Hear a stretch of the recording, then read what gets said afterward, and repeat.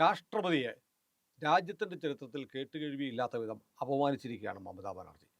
അപമാനിച്ചു എന്ന് പറയുന്നത് രാഷ്ട്രപതി അവിടെ സന്ദർശിക്കുന്ന പരിപാടിയിൽ മമത എത്തിയില്ല, മന്ത്രിമാരെ അയച്ചില്ല, പ്രോട്ടോകോൾ പ്രകാരമുള്ള സ്വീകരണം കൊടുത്തില്ല. മമത പങ്കെടുക്കേണ്ട പരിപാടി വിശാലമായ ഒരു വേദിയിൽ നിന്ന് വളരെ ഇടുങ്ങിയ വേദിയിലേക്ക് മാറ്റി. അതും കൂടാതെ രാഷ്ട്രപതി ചരിത്രത്തിലാദ്യമായി ഒരു സംസ്ഥാന മുഖ്യമന്ത്രി തന്നെ അപമാനിച്ചിരിക്കുന്നു എന്ന് പരസ്യമായി പ്രതികരിച്ചു. ഇന്ത്യയുടെ ചരിത്രത്തിൽ കേട്ടുകേഴ്വിയില്ല. രാഷ്ട്രപതി പറഞ്ഞത്, ഞാൻ ബംഗാളിൻ്റെ മകളാണ്, ഞാൻ ബംഗാളിൽ വന്നിട്ട് എന്നെ സ്വീകരിക്കാൻ മുഖ്യമന്ത്രിയോ ഒരു മുതിർന്ന മന്ത്രിയോ വന്നില്ല. മുഖ്യമന്ത്രി ഉറപ്പായും രാഷ്ട്രപതി സംസ്ഥാനത്തെത്തുമ്പോൾ സ്വീകരിക്കണം. അല്ലെങ്കിൽ മുഖ്യമന്ത്രിക്ക് എന്തെങ്കിലും അസൗകര്യം ഉണ്ടെങ്കിൽ ഏറ്റവും മുതിർന്ന ഒരു മന്ത്രി അയക്കണം. അതും ചെയ്തില്ല. ഞാൻ പങ്കെടുക്കുന്ന പരിപാടി അത് പങ്കെടുക്കേണ്ടുന്ന യഥാർത്ഥ സ്ഥലം ബിദാനഗർ ആയിരുന്നു. ബിദാനഗറിൽ നിന്ന് അവസാന നിമിഷം ഗോശായിപുരി എന്ന് പറയുന്ന ഒരു ഇടുങ്ങിയ സ്ഥലത്തേക്ക് മാറ്റി. അപ്പോൾ എൻ്റെ പരിപാടിയിൽ ആളുകൾ പങ്കെടുക്കരുതെന്ന് ആർക്കോ താല്പര്യമുണ്ടായിരുന്നു. ഈ പരിപാടി പൊളിക്കാൻ ആരോ തീരുമാനിച്ചു. ഞാൻ ഒരു ഗോത്രവർഗ്ഗക്കാരിയാണ്. ഗോത്രവർഗ്ഗക്കാരിക്ക് വേണ്ടി, അവർക്ക് വേണ്ടി സംസാരിക്കുന്നവരെ ഇഷ്ടമല്ല എന്ന് തോന്നുന്നു. മമതയെ എനിക്കിഷ്ടമാണ്, എൻ്റെ സഹോദരിയെ പോലെയാണ്. പക്ഷെ മമത എന്നോട് ശത്രുതാപൂർവം പെരുമാറിയിരിക്കുന്നു എന്ന് പരസ്യമായി ഇന്ത്യയുടെ രാഷ്ട്രപതിക്ക് പറയേണ്ടി വന്നിരിക്കുന്നു. അപ്പോൾ മമതാ ബാനർജിയെ സംബന്ധിച്ച് അവർ അഹങ്കാരത്തിൻ്റെ ഒരു ആൾരൂപമായി നിൽക്കുകയാണ്. അപ്പോൾ ഇത് മമതയുടെ പാർട്ടി രാഷ്ട്രപതിയെ ആക്ഷേപിക്കുന്നത് ആദ്യമല്ല. മുമ്പൊരിക്കൽ അവരുടെ ഒരു മുൻ മന്ത്രി MLA ആയിരുന്ന അഖിൽ ഗിരി രാഷ്ട്രപതിയെക്കുറിച്ച് പറഞ്ഞു, നമുക്ക് രാഷ്ട്രപതിയൊക്കെ എളുപ്പമാണ്, പക്ഷേ രാഷ്ട്രപതിയെ ബഹുമാനിക്കുന്നു, പക്ഷെ നിങ്ങളുടെ രാഷ്ട്രപതിയെ കാണാൻ എങ്ങനെയുണ്ട് എന്ന് ചോദിച്ച് അതിനീചമായ ഒരു ബോഡി ഷേമിങ് നടത്തി. അത് വലിയ വിവാദമായി. അവസാനം മാപ്പ് പറഞ്ഞു, മമതയും ഖേദം പറഞ്ഞു. പക്ഷേ ഇത്തവണ മമത രാഷ്ട്രപതി ഇങ്ങനെ തൻ്റെ അതൃപ്തി, തന്നെ അപമാനിച്ചു എന്ന് പരസ്യമായി പറഞ്ഞപ്പോൾ വീണ്ടും രാഷ്ട്രപതിക്കെതിരെ മമത ആഞ്ഞടിച്ചു. മമത പറഞ്ഞു, രാഷ്ട്രപതിയാണെങ്കിൽ വല്ലപ്പോഴും ഒരിക്കൽ വരണം, വർഷത്തിൽ ഒരിക്കലൊക്കെ വന്നാൽ ഞങ്ങൾ സ്വീകരിക്കും. 50 തവണയൊക്കെ വന്നാൽ എനിക്ക് സ്വീകരിക്കാൻ നേരമൊന്നുമില്ല. ഞാനിവിടെ ബംഗാളിലെ വോട്ടർ പട്ടികയിൽ നിന്ന് അനധികൃത വോട്ടർമാരെ, ബംഗ്ലാദേശികളെ ഒഴിവാക്കിയ ഇലക്ഷൻ കമ്മീഷൻ്റെ നടപടിക്കെതിരെ സത്യാഗ്രഹം ഇരിക്കുകയാണ്. രാഷ്ട്രപതി ഒന്നും പറഞ്ഞില്ലല്ലോ. അതുകൊണ്ട് അങ്ങനെ എപ്പോഴും ഒന്നും എനിക്ക് രാഷ്ട്രപതിയെ സ്വീകരിക്കാനൊന്നും എനിക്ക് നേരമില്ല. ഞാൻ ജനങ്ങളുടെ കാര്യത്തിൽ നിൽക്കുകയാണ്. പിന്നെ അതുകൂടാതെ ആരും രാഷ്ട്രപതിക്കെതിരെ പറയാത്ത തരത്തിൽ ഒരു കാര്യം കൂടെ പറഞ്ഞു. രാഷ്ട്രപതി എപ്പോഴും പശ്ചിമ ബംഗാളിലേക്ക് വരുന്നത് BJPയുടെ രാഷ്ട്രീയം കളിക്കാനാണ്, BJPയുടെ വർത്തമാനം പറയാനാണ് എന്ന് പറഞ്ഞിരിക്കുന്നു. അപ്പോൾ ഇത് വലിയൊരു കൊള്ളക്കം ഉണ്ടാക്കിയിരിക്കുകയാണ്. അപ്പോൾ ഇങ്ങനെ ഒരു മുഖ്യമന്ത്രി രാഷ്ട്രപതിക്കെതിരെ ആഞ്ഞടിക്കുക എന്നൊക്കെ പറഞ്ഞാൽ, അപ്പോൾ ഈ മമത കരുതുന്നത്, അല്ലെങ്കിൽ മമതയുടെ പാർട്ടിക്കാർ കരുതുന്നത്, മമതാ ബാനർജി ഭൂലോകത്തിൻ്റെ ചക്രവർത്തിനിയാണെന്നാണ്. കഴിഞ്ഞ ദിവസം കല്യാൺ സിംഗ് MP പറയുകയാണ്, ഒരു കൊൽക്കത്തയിലെ ഒരു മീറ്റിങ്ങിൽ പ്രസംഗിച്ചു. ഇലക്ഷൻ കമ്മീഷണർ മമത പങ്കെടുത്തൊരു യോഗത്തിൽ മമതയോട് വിരൽ ചൂണ്ടി സംസാരിച്ചു. അയാൾ ഇലക്ഷൻ കമ്മീഷണർ ആയതുകൊണ്ട് മാത്രമാണ്, അല്ലെങ്കിൽ ഞാൻ അയാളുടെ വിരലുകൾ മുറിച്ച് കളയുമായിരുന്നു. അപ്പോൾ മമതാ ബാനർജി ആരാണെന്നാണ് മമതയും മമതയുടെ പാർട്ടിക്കാരും ധരിക്കുന്നത്. എന്തൊരു വല്ലാത്ത ജുഗുപ്സാവകമായ തരത്തിലാണ് നമ്മുടെ രാഷ്ട്രീയം, പ്രത്യേകിച്ച് മമത ബംഗാളിലെ രാഷ്ട്രീയത്തെ കൊണ്ടുപോകുന്നത്. സുനിൽ, ഈ രാഷ്ട്രപതി ബംഗാളിലെത്തി, അവര് ദ്രൗപദി മുർമു എന്നുള്ള ഒരു വ്യക്തിയെ സ്വീകരിക്കാനായിട്ട് മമതാ ബാനർജി വന്നില്ല എന്നുള്ള രീതിയിലല്ല അവരുടെ പ്രതികരണം. രാഷ്ട്രപതി എന്ന് പറഞ്ഞാൽ ഇന്ത്യയുടെ പ്രഥമ പൗരൻ ആണ്, supreme commander of the armed forces ആണ്. അവരെവിടെ പോയി കഴിഞ്ഞാലും അവരെ സ്വീകരിക്കാനായിട്ട് സംസ്ഥാന മുഖ്യമന്ത്രി അവിടെ തയ്യാറായിരിക്കണമെന്ന് പ്രോട്ടോകോളാണ്, അൺറിട്ടൺ റൂളാണ്. ഈ ദ്രൗപദി മുർമു എന്ന് പറയുന്നത് വളരെ സിമ്പിൾ ആൻഡ് ഹമ്പിൾ ആയിട്ടുള്ളൊരു വ്യക്തിയാണ്. ഗോത്ര സമുദായത്തിൽ നിന്ന് വന്ന ആദ്യത്തെ ബിരുദധാരിണിയാണ്. ആ സമുദായത്തിൽ നിന്നുള്ള ആദ്യത്തെ ബിരുദധാരിണിയാണ്. അല്ല സാർ, ഒരു കാര്യമുണ്ട്. മമത പങ്കെടുത്തത് ഈ പശ്ചിമ ബംഗാളിലും ഒഡീഷയിൽ അടക്കമുള്ള സംസ്ഥാനങ്ങളിൽ വലിയ സ്വാധീനമുള്ള സാന്താൾ വിഭാഗക്കാരുടെ സമ്മേളനത്തിലാണ്. സാന്താൾ ഗോത്രവർഗ്ഗക്കാരുടെ സമ്മേളനത്തിലാണ് വന്നത്. ഇവർക്ക് നരേന്ദ്രമോദിയോടുള്ള വെറുപ്പ് ഈ പറഞ്ഞ പോലെ രാഷ്ട്രപതിയോടുള്ള വെറുപ്പ് ഭാരതത്തോടുമായിട്ട് മാറിയിരിക്കുകയാണ്. അവരും യഥാർത്ഥത്തിൽ ഒരു ദേശീയ ബോധമുള്ള സ്ത്രീ അല്ല. സുനിലിന് ഓർമ്മയുണ്ടാവുമല്ലോ, പണ്ട് ജ്യോതി ബസു ഒക്കെ ബംഗാൾ മുഖ്യമന്ത്രി ആയിരുന്ന സമയത്ത് ഉറക്കം എഴുന്നേറ്റിരുന്നത് പത്രത്തിൽ നോക്കിയിട്ടാണ് തൻ്റെ മുഖ്യമന്ത്രി കസേര ഉറപ്പായിട്ടുണ്ടോ, തന്നെ പിരിച്ചു വിട്ടിട്ടുണ്ടോ എന്ന്. ഈ രാജീവ് ഗാന്ധി പ്രധാനമന്ത്രി ആയിരുന്നപ്പോഴും ഇന്ദിരാഗാന്ധി പ്രധാനമന്ത്രിയായിരുന്നപ്പോഴൊക്കെ ജ്യോതി ബസു മുഖ്യമന്ത്രിയായിരുന്നു. അതിക്ക് വ്യക്തമായ ഭൂരിപക്ഷം ഉണ്ടായിരുന്നു. പക്ഷേ ഏത് നിമിഷവും പിരിച്ചുവിടാൻ ഏത് ഭീഷണിയിലായിരുന്നു. നിമിഷവും പിരിച്ചുവിടാനായിട്ട് ഗവർണർമാരെ അതേ രീതിയിൽ അപ്പോയിന്റ് ചെയ്തിരുന്നത്. സുനിൽ പറ, ഈ വാജ്പേയി പ്രധാനമന്ത്രിയായിരുന്നപ്പോഴും നരേന്ദ്രമോദിയുടെ ഭരണത്തിന് 2014 എത്ര നിയമസഭകളെ പിരിച്ചുവിട്ടിട്ടുണ്ട് ഭരണഘടനയുടെ 356 വകുപ്പ് പ്രയോഗിച്ചിട്ട്. വളരെ മാന്യമായിട്ടുള്ള പെരുമാറ്റമാണ് എല്ലാ സംസ്ഥാനങ്ങൾക്കും നരേന്ദ്രമോദി കൊടുക്കുന്നത്. ഇന്ത്യയുടെ ചരിത്രത്തിൽ ആദ്യമായിട്ട് ഞാൻ കാണുന്നത് ഒരു പ്രധാനമന്ത്രി മുഖ്യമന്ത്രിയുടെ തോളത്ത് കൈയിട്ടുകൊണ്ട് വർത്തമാനം പറഞ്ഞുകൊണ്ട് നടക്കുന്നു.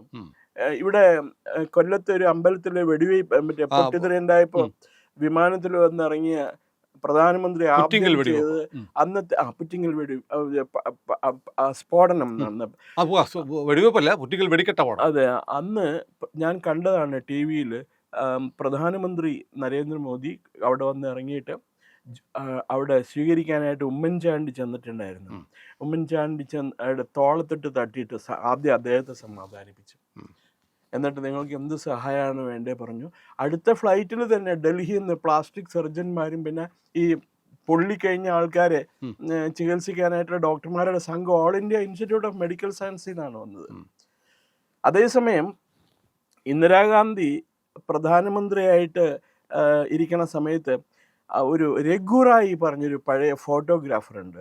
ആ രഘുറായി ഒരു ഫോട്ടോ പബ്ലിഷ് ചെയ്തിട്ടുണ്ടായിരുന്നു. പ്രധാനമന്ത്രിയുടെ ഓഫീസിൽ ചെന്ന് ക്യാബിനറ്റ് മന്ത്രിമാരും മുഖ്യമന്ത്രിമാരും വട്ടം കൂടി നിൽക്കുക, തൊഴുത് മറ്റേ സേവകർ നിൽക്കണ പോലെ. ആ ഫോട്ടോയും ഇപ്പോഴത്തെ ഒരു ഫോട്ടോ ഞാൻ കണ്ടത് നിതി ആയോഗിൻ്റെ ഒരു സമ്മേളനം വിളിച്ച് എല്ലാ മുഖ്യമന്ത്രിമാരും പ്രധാനമന്ത്രിയുടെ ഒപ്പം ഇരുന്നിട്ട് അവരൊരു കോർട്ട് യാർഡിലാണ് ഇരിക്കണം. കസേര എടുത്തിട്ട് അവർ എല്ലാവരെയും കസേരയിലിരുത്തി പ്രധാനമന്ത്രി ഇരിക്കുന്ന കസേര പോലെ തന്നെ എല്ലാവർക്കും കസേര കൊടുത്ത് വർത്താനം പറയുകയാണ്.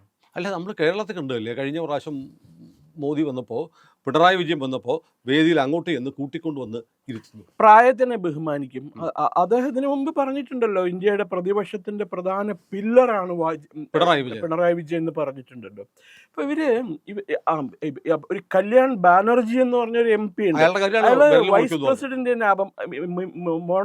മിമിക്രി ചെയ്യുന്നുണ്ടായിരുന്നു. അതെ അതെ, അയാള് ഒരു വക്കീലാണ്, സുപ്രീം കോടതിയിലെ വക്കീലാണ്. അയാൾ ചെയ്യേണ്ട കാര്യങ്ങൾ ഒന്ന് ആലോചിച്ച് നോക്കി. എന്ത് മോശമായിട്ടാണ് പെരുമാറണമെന്നറിയാം. അത് ഈ പ്രത്യേകിച്ച് ദ്രൗപദി മുർമുവിനെ എല്ലാവർക്കും ആദരവും ബഹുമാനമാണ്. കാരണം ഈ ഒന്നുമില്ലായ്മയിൽ നിന്നും സ്വന്തം കഴിവുകൊണ്ട് ബുദ്ധിശക്തി കൊണ്ട് ഉയർന്നു വന്നൊരു വനിതയാണ് അവർ. എന്തൊരു സംസാരിച്ചിട്ടുണ്ടോ എപ്പോഴെങ്കിലും? വളരെ ലളിതമാണ് അവർ. ഒന്നും നമ്മുടെ അടുത്ത് വളരെ ലളിതമായിട്ട് അവർ സംസാരിക്കുള്ളൂ. അവർ ഇത്ര ഇതായിട്ട് ആൾക്കാരോട് വളരെ സ്നേഹമായിട്ട് അതില്ല ഫോണിൽ സംസാരിച്ചിട്ടുള്ളൂ. ഇപ്പൊ ഇല്ല, ഇപ്പൊ വിളിക്കാറില്ല ഞാൻ. അയ്യോ മൈ ഗോഡ്. ഒരു ജാർഖണ്ഡിലെ മുഖ്യമന്ത്രിയൊക്കെ ഗവർണറൊക്കെ ആയിരുന്നല്ലേ. അപ്പോ CP രാധാകൃഷ്ണൻ സാറിന് എനിക്കിപ്പോൾ ഭയങ്കര പേടിയായിരുന്നു. ഈ മറ്റേ ഗവർണറായി കഴിഞ്ഞ പിന്നെ ഞാൻ അങ്ങോട്ട് വിളിക്കാറുണ്ടായിരുന്നു. അദ്ദേഹം ഇങ്ങോട്ട് വിളിക്കും എന്തെങ്കിലും പറയാനായിട്ട്. ആദ്യം ഞാൻ വിളിച്ചുകൊണ്ടിരുന്നത് CPR എന്നാണ് വിളിച്ചുകൊണ്ടിരുന്നത്. ഈ മനുഷ്യൻ അന്ന് ആലോചിച്ച് നോക്കൂ. ഞാൻ വെറും ഒരു പത്രക്കാരനാണ്. ഞാൻ ഒരിക്കൽ തിരുപ്പൂര് പോയി കഴിഞ്ഞപ്പോൾ ഇദ്ദേഹം ട്രെയിനിൽ വന്നിറങ്ങി. ഞാൻ ആ ട്രെയിനിൽ ഉണ്ടായിരുന്നു. ഞാൻ ഓർഡിനറി സെക്കൻഡ് ക്ലാസ്സിൽ അതിൽ നിന്ന് ഇറങ്ങണം. ഞാൻ ഇദ്ദേഹത്തെ കണ്ണും കൂടിയില്ല. ഇദ്ദേഹം ഒരാൾ വന്ന് പുറത്ത് വന്നിട്ട് എന്താ കുമാർ ഇവിടെ എന്ന് ചോദിച്ചു, തോളത്തിട്ട് തന്നെ. ഞാൻ നോക്കി കഴിഞ്ഞപ്പോൾ CPR, അദ്ദേഹത്തിൻ്റെ വീട് തിരുപ്പൂരാണ്. അപ്പം ഞാൻ പറഞ്ഞില്ല, ഞാനിവിടെ ഒരു മീറ്റിങ്ങിന് വന്നാണ് സാർ. എന്ത് സാർ, ഇതിനു മുമ്പ് CPR എന്നാണ് വിളിച്ചിരുന്നത്, ഓവർനൈറ്റ് സാറാക്കിയോ എന്ന് ചോദിച്ചു. ബാ കയറി, ഞാൻ കൊണ്ടുവിടാം, എവിടെ പോകണമെന്ന് ചോദിച്ചു. ഞാൻ പറഞ്ഞു അയ്യോ വേണ്ട, ഞാനിവിടെ തൊട്ടടുത്ത് തന്നെയാണ് താമസിക്കുന്ന ഹോട്ടൽ, ഞാൻ കൊണ്ടുവിടാം എന്ന് പറഞ്ഞു. വേണ്ട ഞാൻ വരണില്ല പറഞ്ഞ് തൊഴുതു. അവിടെ തിരുപ്പൂർ ടവേഴ്സ് എന്ന് പറഞ്ഞ ചെറിയ ഹോട്ടലുണ്ട്, ഞാൻ അവിടെ റൂം ബുക്ക് ചെയ്തിരുന്നു. അദ്ദേഹത്തിന് അവിടെ ഈസ് എ ബിഗ് ഷോട്ട്. അപ്പം അങ്ങനെയുള്ള ആൾക്കാരാണ് ഇപ്പോൾ ഇരിക്കുന്നത്. ശരിക്കും ഇവർ ചെയ്തത് രാഷ്ട്രത്തെ അപമാനിക്കുകയാണ് ചെയ്തത്. ഈ മമതാ ബാനർജി അവർ ഇന്ത്യനെ അപമാനിക്കാൻ കിട്ടുന്ന ഒരവസരവും അവര് ഇതാക്കാറില്ല. സാർ, എനിക്ക് തോന്നുന്നു മമത വല്ലാതെ ഭയചകിതിയായിരിക്കും. ഭയത്തിലാണ്. അത് പ്രത്യേകിച്ച് ഗവർണർ വന്നിരിക്കുന്നു. പിന്നെ 60-70 ലക്ഷത്തോളം വോട്ടർമാരെ, വ്യാജ വോട്ടർമാരെ വോട്ടർ പട്ടികയിൽ നീക്കിയിരിക്കുന്നു. പിന്നെ ബംഗ്ലാദേശിൽ നിന്നുള്ള 60 ലക്ഷത്തോളം വരുന്ന ഹിന്ദു മൈഗ്രൻസ് ഉണ്ടല്ലോ, ഉം, ഉം. വർഷങ്ങളായിട്ട് അവിടെ താമസിക്കുന്ന മതുവ അങ്ങനെ മറ്റാണ് അവരുടെ പേര്. ഉം. ആ കമ്മ്യൂണിറ്റിപ്പെട്ട ആളുകൾക്ക് അവർ പറയുന്നത് ഞങ്ങൾ ഹിന്ദുക്കളാണ്, ഇന്ത്യയിൽ ഞങ്ങൾക്ക് അവകാശമുണ്ട് എന്ന് പറഞ്ഞ് കാലങ്ങളായി താമസിക്കുന്ന ആളുകൾക്ക് ഭാരത സർക്കാർ പൗരത്വം കൊടുക്കുന്നു. അത് 4-5 ജില്ലകളിൽ നാദിയ ഉൾപ്പെടെ 24 പർഗാനാസ് ഉൾപ്പെടെയുള്ള മമതയുടെ ശക്തി കേന്ദ്രങ്ങളായ ജില്ലകളിൽ ഈ വ്യാജ വോട്ടർമാരെ ഒഴിവാക്കുകയും ഈ സമുദായത്തിൽപ്പെട്ട ഹിന്ദു വോട്ടർമാരെ ഉൾപ്പെടുത്തുകയും ചെയ്യുന്നത് വഴി ഡെമോഗ്രാഫിയിൽ വലിയ മാറ്റം വരും. മതുവ കമ്മ്യൂണിറ്റിക്ക് വോട്ടവകാശം കൊടുക്കുകയാണ്. അങ്ങനെ തനിക്ക് ഭരണം നഷ്ടപ്പെട്ടു പോകുമോ എന്നുള്ള ആശങ്ക വല്ലാതെ മമതയെ വേട്ടയാടുന്നുണ്ട്. അതെ അതെ അതുകൊണ്ട് അവരുടെ സമനില തെറ്റി. അല്ലെങ്കിൽ തന്നെ സമനിലയില്ല. ഉം. ഭ്രാന്താണ്, പിന്നെ കള്ളും കുടിച്ചു എന്ന് പറയുന്ന അവസ്ഥയിലേക്ക് മമത മാറിയിരിക്കുന്ന ഒരു സംശയമുണ്ട്. അവർക്ക് മാനസിക നില തെറ്റിയിട്ടുണ്ട് എന്നുള്ള കാര്യത്തിൽ സംശയമില്ല. നേരത്തെ തന്നെ അവരുടെ ശരീരഭാഷയിൽ നടപ്പും ബഹളവും ഒക്കെ അതായത് കാണാം. ഇപ്പൊ ഓരോ തവണ ഈ ലോക്സഭയിലേക്കും നിയമസഭകളിലേക്കും തെരഞ്ഞെടുപ്പ് വരുമ്പോ ഉം. അയമ കാട്ടിക്കൂട്ടുന്ന എന്തൊക്കെയാണ് അവർ പ്രസംഗിക്കണ വെപ്രാളാണ്. കണ്ടിട്ടില്ലേ? ഉം, ഉം. മൈക്ക് എടുത്ത് സ്റ്റേജിന്റെ ഒരറ്റത്തോട്ട് മറ്റേ അറ്റം വരെ നടക്ക്. ഈ എന്താ ഒരു ഒരു ഇത് പറയില്ലേ, പഴയൊരു പ്രോവർബ് ഉണ്ടല്ലോ, ഈ ഒരു മീൻ ചാടിക്കഴിഞ്ഞാൽ ചട്ടിയോളം, ഉം. പിന്നെ ചാടിയ കൊട്ടയിൽ. അത്രയും ആ രീതിയിൽ അവരുടെ ഇത് കണക്കാക്കേണ്ട പക്ഷേ ആവശ്യമുണ്ട്. ഇപ്പോൾ മോദി ആദ്യമായിട്ടൊരു സ്റ്റേറ്റ്മെന്റ് നടത്തിയിരിക്കുന്നു. തൃണമൂൽ സർക്കാർ, ബംഗാൾ സർക്കാർ എല്ലാ പരിധികളും ലംഘിച്ചിരിക്കുന്നു, അതെ ഭരണഘടനയെ വെല്ലുവിളിക്കുകയാണ് എന്ന് നരേന്ദ്രമോദി പറഞ്ഞിരിക്കുന്നു. വേണമെങ്കിൽ ഈ ഒരൊറ്റ കാര്യം മതി, വേണമെങ്കിൽ പിരിച്ചുവിടേണ്ട സമയം പണ്ടേ അതിക്രമിച്ചിരിക്കുന്നു. പക്ഷേ സുനിൽ മോദി അത് ചെയ്യത്തില്ല. ചെയ്യില്ല അവര്. മോദി നെഹ്റുവാണ്. പക്ഷേ മോദിക്ക് പേര് ഫാസിസ്റ്റ് എന്നുമാണ്. അതാണ് വലിയ വിരോധാഭാസം. മോദിയുടെ ഇപ്പോൾ 12 വർഷം ആകാൻ പോകുന്നു. 12 വർഷത്തിനിടയ്ക്ക് ഇന്ത്യയിലെ ഒരു സംസ്ഥാന സർക്കാരിനെ പോലും പിരിച്ചു പിരിച്ചുവിട്ടിട്ടില്ല. നോ. മണിപ്പൂരിൽ സസ്പെൻഡ് ചെയ്തു. അതെ അതെ എല്ലാ മുഖ്യമന്ത്രിമാർക്കും അദ്ദേഹം ആദരവ് നൽകിയിട്ടുണ്ട്. ആരും അദ്ദേഹത്തെ കാണാനായിട്ട് ചെന്നിട്ട് കാണാൻ പറ്റാതെ തിരിച്ചു വന്നിട്ടില്ല.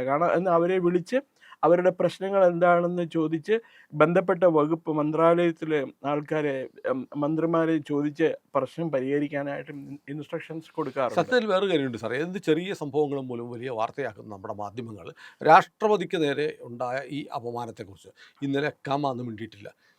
ഇന്നും അത് കേരളത്തിലെ മാധ്യമങ്ങളിൽ വലിയ വാർത്ത. അവർക്ക് കേന്ദ്രത്തിനോടും പിന്നെ BJP സർക്കാരിനോടും അവർക്ക് രാഷ്ട്രപതിയോടും പുച്ഛമാണ്. രാഷ്ട്രപതിയോട് വരെ പുച്ഛമായി. കാരണം അത് വാർത്തയാവേണ്ടതാണ്. ഒന്നാം പുറത്തെ വാർത്തയാവുകയും ഇന്നലെ രാജ്യത്തെ ചാനലുകൾ, ദേശീയ മാധ്യമങ്ങളെല്ലാം ചർച്ച ദേശീയ ചെയ്തു. മാധ്യമങ്ങൾ പക്ഷേ കാണിക്കും. നമ്മുടെ മാധ്യമങ്ങൾ ഇതുവരെ അറിഞ്ഞിട്ടില്ല. എത്ര ലജ്ജാകരമായ രാജ്യവിരുദ്ധമായ നിലപാടാണ് നമ്മുടെ മാധ്യമങ്ങൾക്കുള്ളത്. അതുകൊണ്ട് പ്രിയപ്പെട്ട പ്രേക്ഷകരെ, ഞങ്ങൾ ഈ വാർത്ത നിങ്ങളിലേക്ക് എത്തിക്കുന്നത് നമ്മുടെ രാജ്യത്തെ സംബന്ധിച്ച് രാജ്യത്തിൻ്റെ ചരിത്രത്തിലെ ഏറ്റവും അപമാനകരമായ ഒരു അധ്യായം കൂടി എന്ന് തന്നെ പറയണം. കാരണം മമത നിരന്തരം ഇങ്ങനെ എഴുതിക്കൊണ്ടിരിക്കുകയാണ്. മമത എഴുതിയിരിക്കുന്നു. അത് എത്രമാത്രം അപകടത്തിലാണ് പശ്ചിമ ബംഗാളിലെ ജനാധിപത്യം എന്ന് നമ്മൾ ഓർമ്മിക്കേണ്ടതുണ്ട്. ബംഗാളിൽ മമത കാട്ടിക്കൂട്ടുന്നതാണ് ശരി എന്ന് പറഞ്ഞ് തുള്ളുന്ന കുറേ ആളുകളുള്ള നാടാണ് നമ്മുടെ കേരളം എന്നതും കൂടെ ഓർമ്മിക്കണം. ഏതായാലും നമ്മുടെ മുഖ്യധാരാ മാധ്യമങ്ങൾ മറച്ചു വെച്ച ഈ വാർത്തയും ഞങ്ങൾ നിങ്ങളുടെ സമക്ഷം എത്തിക്കുകയാണ്. കേരളത്തിലെ വിവേചന ബുദ്ധിയുള്ള സംസ്കാര സമ്പന്നരായ ജനങ്ങൾ ഇക്കാര്യങ്ങളൊക്കെ ആലോചിക്കട്ടെ. അതോടൊപ്പം തന്നെ മാധ്യമങ്ങൾ എവിടെ നിൽക്കണം, ശരിയുടെ പക്ഷത്ത് നിൽക്കണം എന്നൊരു ചോദ്യം ബാക്കിയാകുമ്പോൾ ഇന്ത്യ ലൈവ് ആ ശരിയുടെ പക്ഷത്തുണ്ട്. ഞങ്ങൾ ഇത്തരം കാര്യങ്ങൾ പറഞ്ഞുകൊണ്ടേയിരിക്കും, നിങ്ങളെ അറിയിച്ചുകൊണ്ടേയിരിക്കും. നിങ്ങൾ ഞങ്ങളോടൊപ്പം സഞ്ചരിക്കണം. ഞങ്ങളുടെ ചാനൽ സബ്സ്ക്രൈബ് ചെയ്യാൻ മറക്കാതിരിക്കുക.